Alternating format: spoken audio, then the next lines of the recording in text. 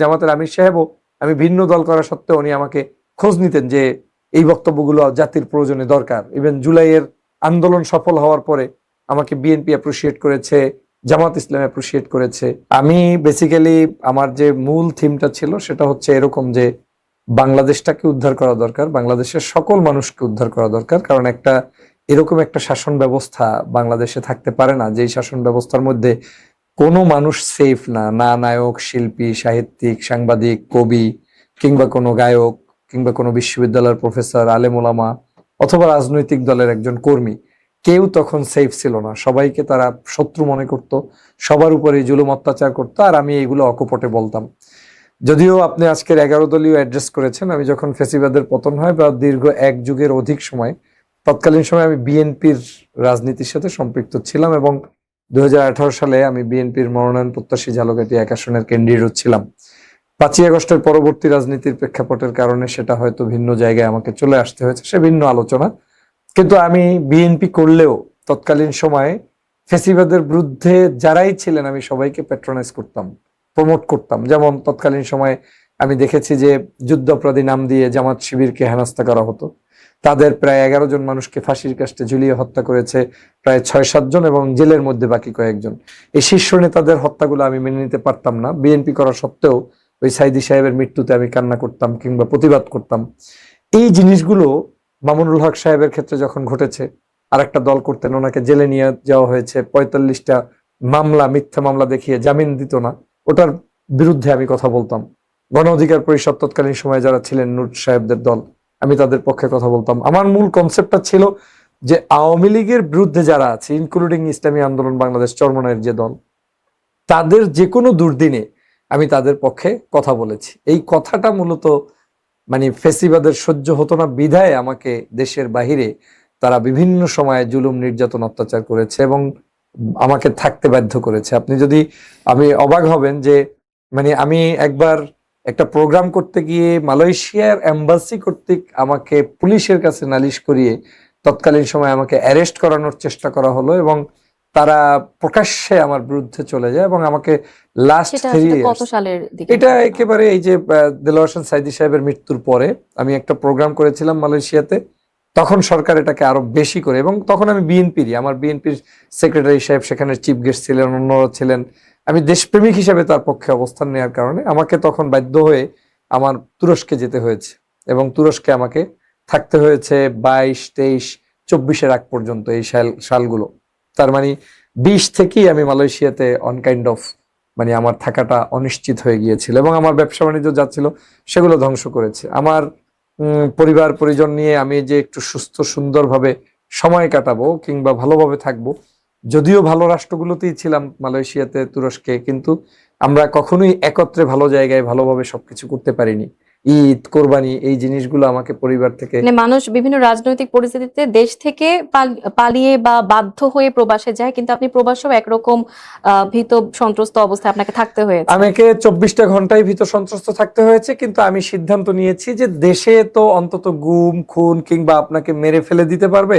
আমি চেয়েছি আমার কণ্ঠটা জীবিত থাকুক। আমি অন্তত পক্ষে, বিদেশেও আমার চ্যালেঞ্জ ছিল, কিন্তু বিদেশের চ্যালেঞ্জটা একটু হলেও আমার জন্য, যেহেতু ওই দেশে আইন আদালতের প্র্যাকটিস আছে, আমার কাছে মনে হয়েছে অন্যায়ভাবে তো অন্তত এরকম অ্যারেস্ট করতে পারবে না, আমি ফ্যাসিবাদের বিরুদ্ধে কথা বলতেই থাকবো। এবং আপা বিশ্বাস করেন যে একটা সময় হয়তো খুব ক্ষুদ্র মানুষ জনগোষ্ঠীর সমর্থন নিয়ে এই কার্যক্রম শুরু করেছি, হয়তো আমার বক্তব্য অনেকে হয়তো শুনতোও না, কিন্তু একটা সময় গিয়ে দাঁড়িয়েছে এন্ড অফ দা, কি বলে, আমার এই যে শেখ হাসিনার এন্ডিং টাইমটাতে, তখন সারা বাংলাদেশ অপেক্ষাই থাকতো যে ডক্টর ফয়জুল হক কখন টকশো করবে, কখন আলোচনা করবে। ইভেন আপনি যখন 24 জুলাই আন্দোলন যেটা শুরু হয়েছে, তখন তো 24 ঘন্টার মধ্যে 3-4 ঘন্টা হয়তো ঘুমিয়েছি, রেস্ট নিয়েছি, বাকি টাইম একটার পর একটা আমি আপডেট দিতে থাকতাম। কখন ইউটিউব থেকে পেজগুলো আবার ওরা এখান থেকে রিপোর্ট করে বন্ধ করতো, আবার নতুন পেজ খুলে সেখানে আমি বক্তব্য দিতাম।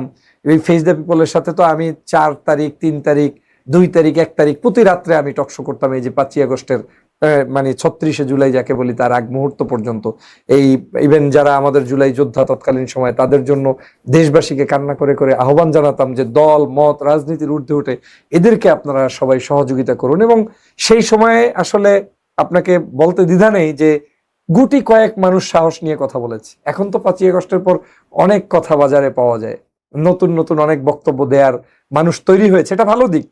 কিন্তু ওই সময়টাতে অনেক মানুষই কথা বলতো না, এবং কেউ কোনো ফিউচার যে কি হতে পারে এ ধরনের কোনো ধরনের তাদের কাছে যেহেতু ধারণা ছিল না, সেই কারণে তারা সেই জায়গাগুলোতে যেতেন না, যেটা আমি সহ বেশ কয়েকজন মানুষ এরকম আলোচনা করেছে। এবং আমার আলোচনাগুলো মাননীয় প্রধানমন্ত্রী জনাব তারেক রহমান সাহেব অ্যাপ্রিসিয়েট করতেন।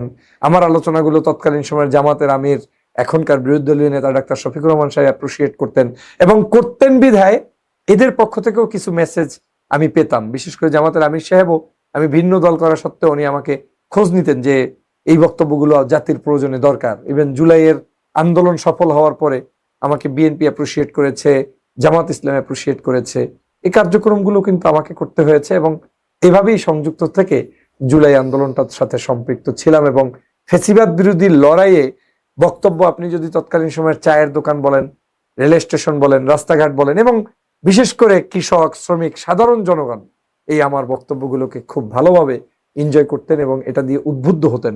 আমার বক্তব্যের মূল থিমটা ছিল জাতিকে ঐক্যবদ্ধ করতে হবে এগেইনস্ট শেখ হাসিনা এবং শেখ হাসিনার সকল ফ্যাসিবাদী তন্ত্রের বিরুদ্ধে। তখন আমি দলের পরিচয় থাকলেও আমি সেটাকে দলের এক ঘেঁষা কোনো চিন্তা চেতনার মধ্যে আমি তৎকালীন সময় আমাকে নিমজ্জিত রাখি নেই। আমি রেখেছি সবাইকে নিয়ে কিভাবে দেশ গঠন করা যায় সেই চিন্তার আলোকে 5ই আগস্ট পর্যন্ত আমার এই সে আন্দোলন সময় ছিল। দেশের প্রকৃত চিত্রটা আপনি আপনার পর্যন্ত কিভাবে পৌঁছাতো? ইন্টারনেট ব্ল্যাক আউটও ছিল সে সময়।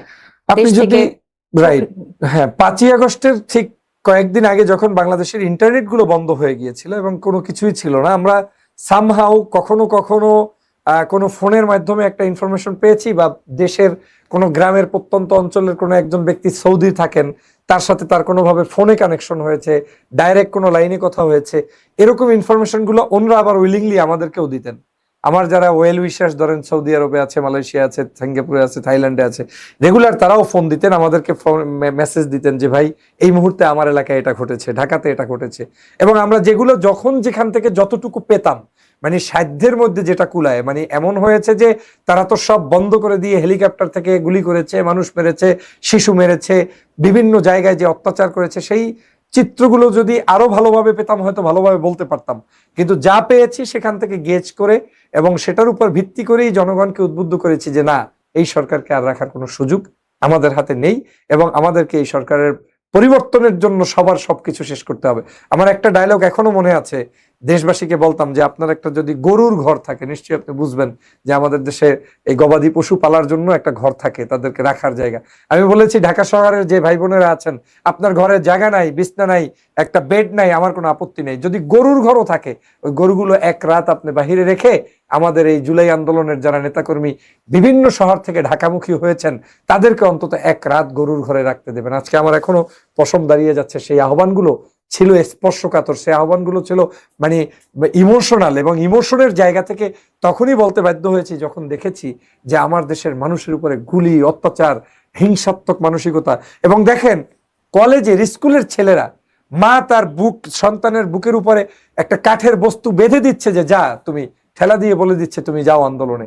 এই আন্দোলনটা আসলে আমি মনে করি অনেকে অনেক দৃষ্টিভঙ্গি থেকে করেছে। কেউ হয়তো মনে করেছে দেশের জন্য প্রয়োজনে মারা গিয়ে শহীদ হয়ে যাব, কেউ হয়তো মনে করেছে আমি গাজী হয়ে বেঁচে থাকবো, কেউ হয়তো মনে করেছে যে ভালো কিছু করতে হলে এরকম কাজ করতে হবে। একটা আবেগের জায়গা থেকে মানুষ এই আন্দোলনে সম্পৃক্ত হয়েছে। আমার ভালো লাগার জায়গা সেটা যে ওই আবেগে আমি সম্পৃক্ত থাকতে পেরেছি বিদেশে বসে।